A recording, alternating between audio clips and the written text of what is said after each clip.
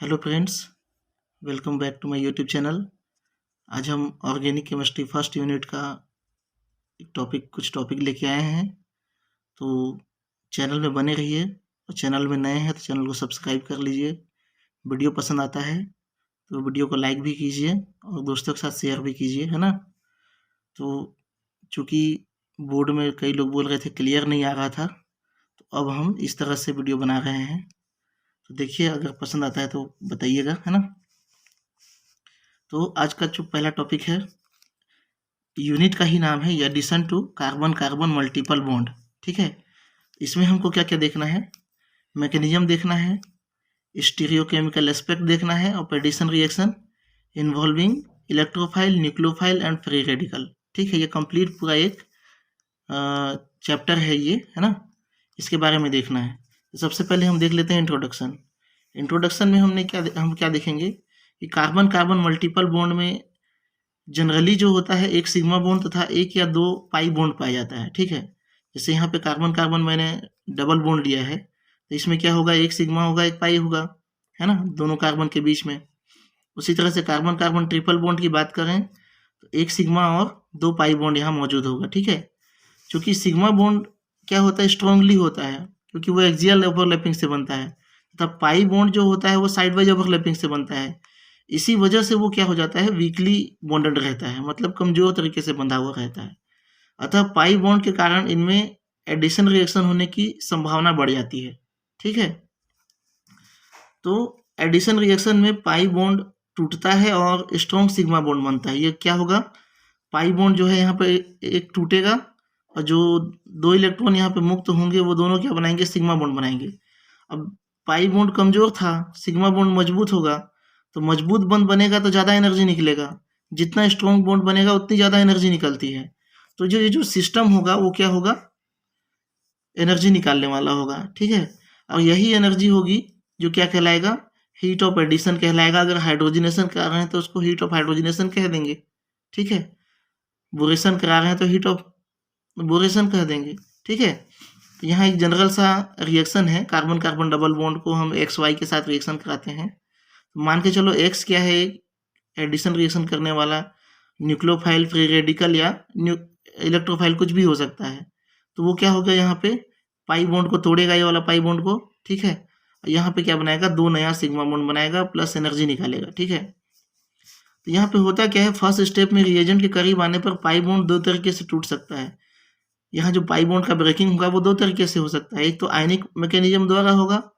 आयनिक mechanism द्वारा कब होगा, जब ये पोलर सॉल्वेंट की उपस्थिति में होता है। ठीक है, पोलर सॉल्वेंट की उपस्थिति में क्या होता है, जो रिएजेंट है वो खुद पोलर नेचर का हो जाता है और पोलर टाइप का टूटता है। ठीक है, जैसे यहाँ पे मैंने दोनों को दिखाया है एक साइड, एक ही डायग्राम में।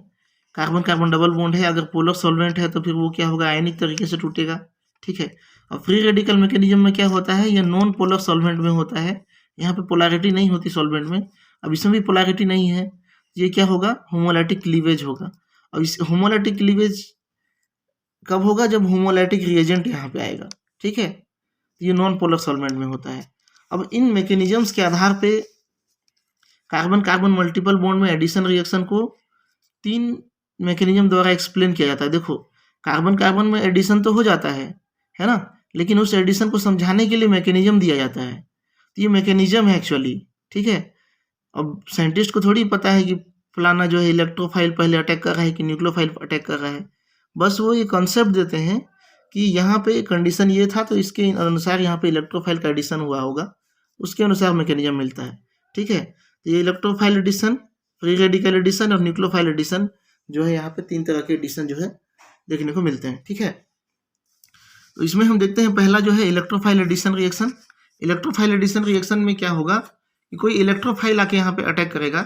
रिएक्शन का जो फर्स्ट स्टेप है, इनिशिएशन स्टेप है, उसमें कोई इलेक्ट्रोफाइल आके अटैक करेगा। ठीक है, तो इसका डेफिनेशन देख लेते हैं। कार्बन कार्बन मल्टीपल बॉन्ड में जब कोई इलेक्ट्रोफाइल या इलेक्ट्रॉन डिफिशिएंट कंपाउंड अटैक करता है तथा एडिशन करता है तब इसे इलेक्ट्रोफाइल एडिशन कहा जाता है। ठीक है, चूंकि इलेक्ट्रोफाइल के पास इलेक्ट्रॉन की कमी होती है। इलेक्ट्रोफाइल क्या होता है, इलेक्ट्रॉन डिफिशिएंट कंपाउंड होता है, इलेक्ट्रॉन डिफिशिएंट एटम होता है। तथा कार्बन कार्बन डबल बॉन्ड में, मल्टीपल बॉन्ड में के पास क्या होता है, पाई इलेक्ट्रॉन की डेंसिटी ज़्यादा होती है। मतलब कार्बन कार्बन के बीच में एक सिग्मा बॉन्ड तो बना, उसके बाहर में क्या होता है, पाई ऑर्बिटल में पाई इलेक्ट्रॉन होते हैं। तो इलेक्ट्रॉन की डेंसिटी यहाँ पे ज़्यादा है, तो इलेक्ट्रोफाइल यहाँ पे आके इजीली अटैक कर सकता है। तो इलेक्ट्रोफाइल का अटैक काफ़ी सरल बन जाता है, जिसे हम निम्न मैकेनिज्म से एक्सप्लेन कर सकते हैं। तो यहाँ मैकेनिज्म देख लेते हैं। ये देखिए मैंने डायग्राम में यहाँ बताया है कि ये एक सिग्मा बॉन्ड है, ठीक है, और यहाँ पे साइड में लॉब जो बना हुआ है ये क्या है, पाई इलेक्ट्रॉन, पाई ऑर्बिटल या पाई डेंसिटी को दिखाता है। इसी पाई डेंसिटी से इलेक्ट्रोफाइल क्या करता है, आगे अटैच करता है। इसको जनरल फार्मूला जिसे हमने यहाँ पे ले लिया ओलेफिन।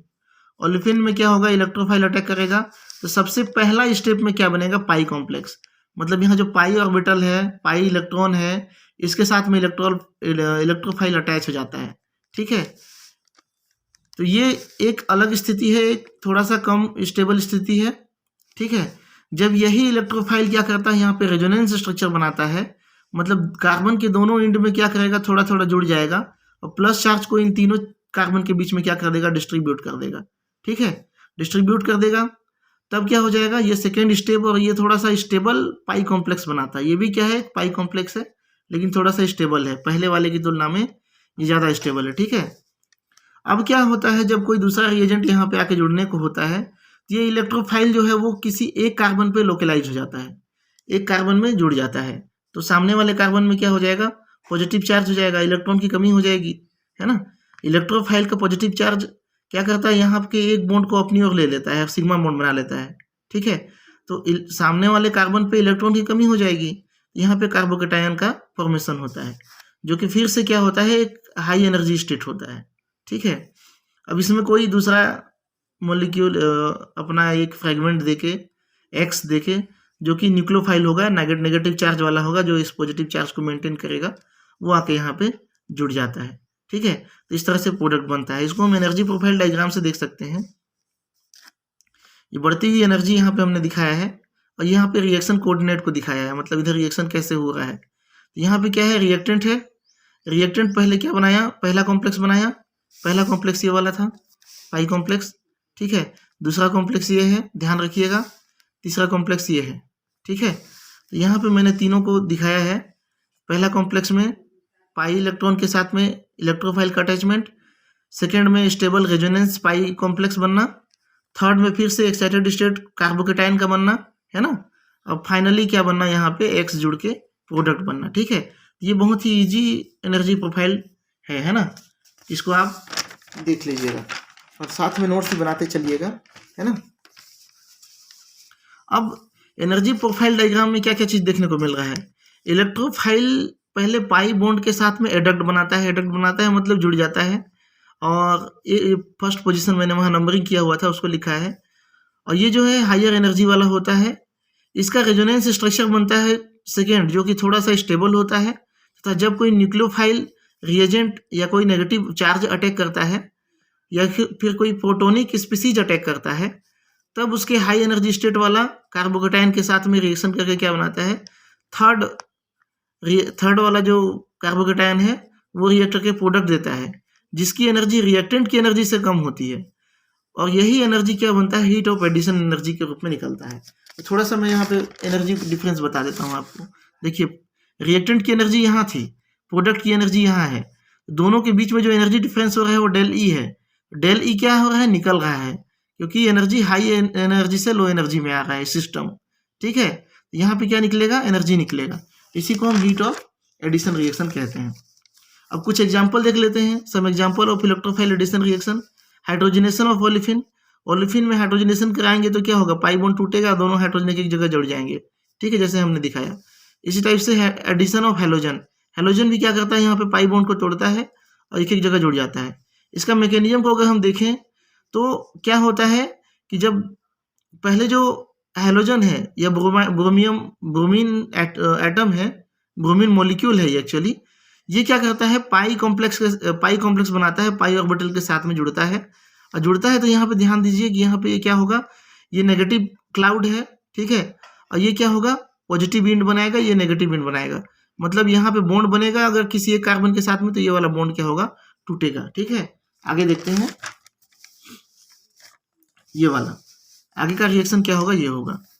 अब यहाँ पे क्या हो रहा है, ब्रोमियम आयन जो होगा पॉजिटिव आयन, ठीक है, ब्रोमोनियम आयन, ये यहाँ पे दोनों कार्बन के साथ में क्या बना रहा है, पाई कॉम्प्लेक्स बना रहा है, या क्या क्या है, ये रेजोनेंस स्ट्रक्चर है। तो ये क्या हो गया, साइक्लिक ब्रोमोनियम आयन कहलाएगा। अब चूंकि दूसरा ब्रोमीन जो नेगेटिव आयन बनाया था वो क्या करेगा, दोनों में से किसी एक कार्बन या तो इसके साथ जुड़ेगा या तो ये इसके साथ जुड़ेगा, ठीक है। दोनों में से किसी एक के साथ जुड़ के क्या बनाता है, प्रोडक्ट बनाता है एथिलीन ब्रोमाइड, ठीक है। इसी रिएक्शन को अगर ब्रोमीन वाटर के साथ कराएं तथा NaCl, NaNO3 या NaI की उपस्थिति में कराया जाता है तो 3 अलग अलग के तरह के प्रोडक्ट मिलते हैं। यहाँ पे ब्रोमीन वाटर है मतलब H2O भी है यहाँ पे, ठीक है। यहाँ पे वाटर कहने का मतलब क्या है, H2O है। तो या तो प्रोडक्ट एक क्या होगा, 2 ब्रोमीन वाला होगा, ठीक है, जैसे हमने देखा, या तो प्रोडक्ट एक ब्रोमीन और एक हाइड्रोक्सिल ग्रुप वाला होगा जो वाटर से आएगा, ठीक है। क्योंकि यहाँ पे NaX है, NaX की जगह X की जगह पे क्या होगा, क्लोरीन हो सकता है, नाइट्रेट हो सकता है, आयोडीन हो सकता है। तो उस हिसाब से यहाँ पे OH की जगह पे क्या हो सकता है, X भी आके जुड़ सकता है। तो यहाँ पे 3 जो है प्रोडक्ट देखने को मिलते हैं, 3 प्रोडक्ट का मिक्सचर देखने को मिलता है। अब यहाँ पर आपके टॉपिक में दिया हुआ है रिजियो और केमी सेलेक्टिविटी। रिजियो सेलेक्टिविटी क्या होता है, केमी सेलेक्टिविटी क्या होता है। जब रिएजेंट किसी अटैकिंग रिएजेंट के साथ में एक स्पेसिफिक प्रकार का प्रोडक्ट देता है, मतलब विशेष प्रकार का प्रोडक्ट देता है, तब इस रिएक्शन को रिजियो सेलेक्टिव रिएक्शन कहा जाता है ना। इसमें जुड़ने वाले ग्रुप का पोजीशन क्या होता है, फिक्स होता है। तथा कीमो सेलेक्टिविटी की बात करें तो ये स्पेसिफिक रिएजेंट के साथ में ही रिएक्शन करता है। तो एल्कीन में कीमो सेलेक्टिविटी तो खैर बहुत कम देखने को मिलता है, लेकिन रिजियो सेलेक्टिविटी को काफ़ी अच्छे से एक्सप्लेन किया गया है, ठीक है, काफ़ी अच्छे से एक्सप्लेन किया गया है। जैसे कीमो सेलेक्टिविटी तो हमने देखा, ये एग्जाम्पल एक्चुअली मुझे मिला नहीं है ना, तो इस एग्जाम्पल को मैं यहाँ पर ड्रॉप कर रहा हूँ। आप गूगल कर लेना कि कीमो सेलेक्टिविटी ऑफ एल्कीन में कौन सा एग्जाम्पल होगा, उसको आप यहाँ पे लिखना, ठीक है। रिजियो सेलेक्टिविटी, ओलिफिन में हाइड्रोजन हैलाइड का एडिशन, ये थर्ड टाइप का होगा, थर्ड टाइप का जो रिएक्शन होगा वो हाइड्रोजन हैलाइड का एडिशन। तो कीमो सेलेक्टिविटी, रिजियो सेलेक्टिविटी को हम इससे एक्सप्लेन कर सकते हैं।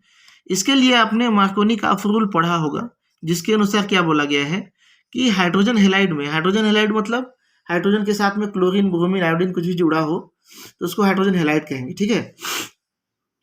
नेगेटिव आयन का एडिशन उस carbon atom of double bond में होगा, डबल बॉन्ड के उस कार्बन एटम में होगा जिसमें हाइड्रोजन एटम की संख्या क्या हो, कम हो।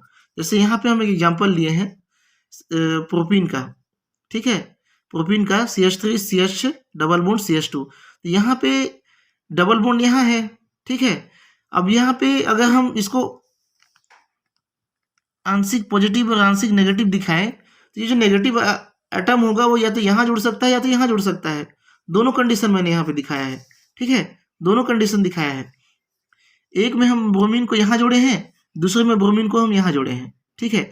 लेकिन रूल के अनुसार, मार्कोनी काफ के अनुसार क्या बोला गया है, जो नेगेटिव आयन होगा उसका एडिशन उस कार्बन में होगा जिसमें हाइड्रोजन की संख्या कम हो। तो हाइड्रोजन यहाँ पे 1 है, यहाँ पे 2 है, तो यहाँ पे क्या जुड़ेगा, नेगेटिव आयन जुड़ेगा।